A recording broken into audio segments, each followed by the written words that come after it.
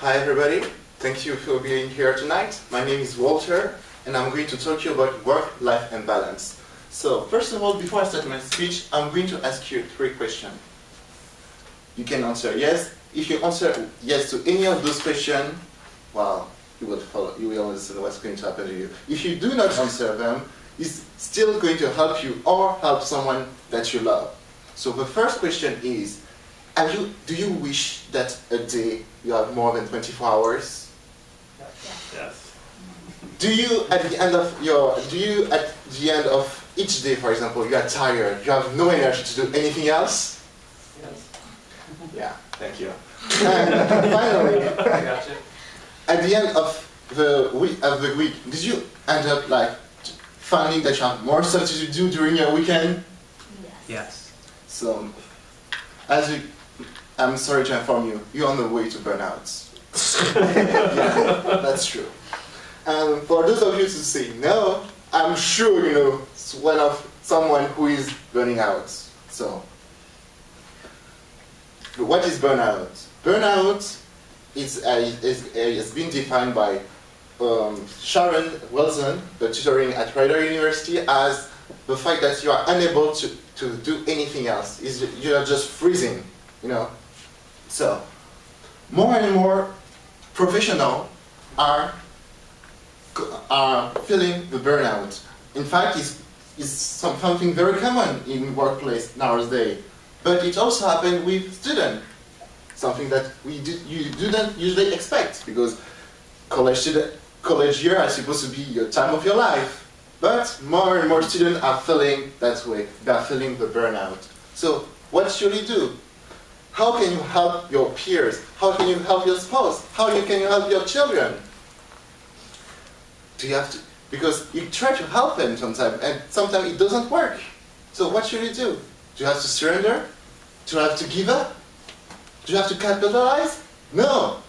Giving up is not an option. And this is why. You can have a work-life balance by doing 3 things. By knowing yourself, by setting goals, and by following a calendar. So what do I mean by knowing yourself? You know, I want you, when you go back at home, to take a piece of paper and think about the 10 things that you want to improve in your life. You know, just brainstorming about it. And after that, you just put it aside, and now I want you to focus on yourself. I want you to ask you, what should I really want? Maybe understand you are more focused on your work. Maybe one day you are more focused on your family. Or maybe you are ambivalent because you are with both. Maybe you are more focused on your friend. So what is matter to you? When you have completed that step, I want you to do something else. What kind of behavior do you have? Are you someone that's easily falling off the track? Are you someone that can vary and specifically draw a line between personal life and professional life? Or are you someone to cycle? It means that sometimes you are focusing on life, sometimes you are focusing on your work. So what kind of person you are? And then you come back to your goal and you ask you, does goal really match who I am? If not, those goals are not for you. Because those goals correspond is the goal for somebody else. It's not the goal that concerns you. So you have to go back and do it again. So now you have your goals. But having goals is like a dream, because having goals doesn't mean that you can achieve them. That's why you have to setting them apart. So that's why I call setting your goal in the second part of my speech.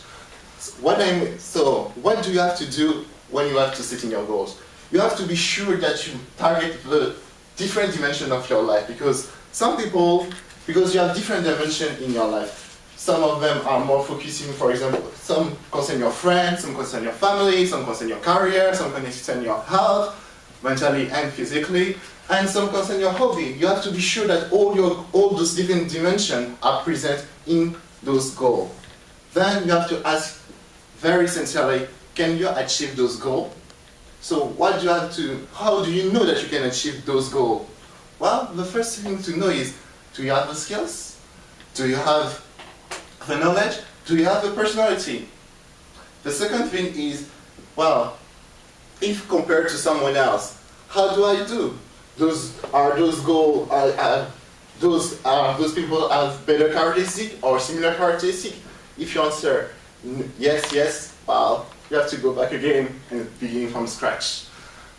If you answer no, you have to be very sincere, because you don't want to say, well, I have the patient, I have the average knowledge. It's not going to work. You want to achieve your goal, so you have to be very, very sincere about that.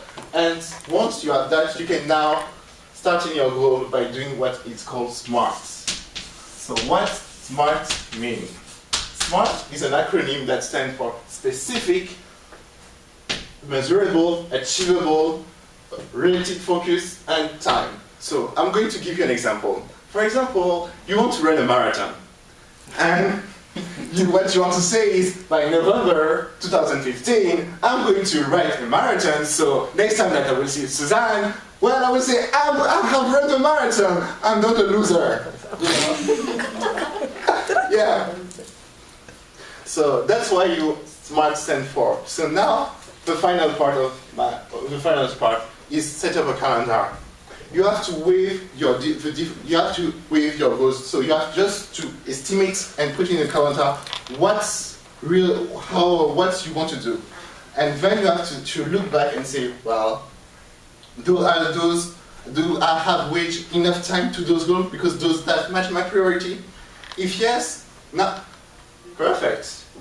And because now you have your goal, you have your calendar, and you can follow Mike's recommendation, put in place a strategy to keeping your calendar. In conclusion, you can have it all. Those who say that you cannot have are lying to you. You can have it all. And even though it's hard, even though it may be tough, giving up is not an option. Thank you for your attention.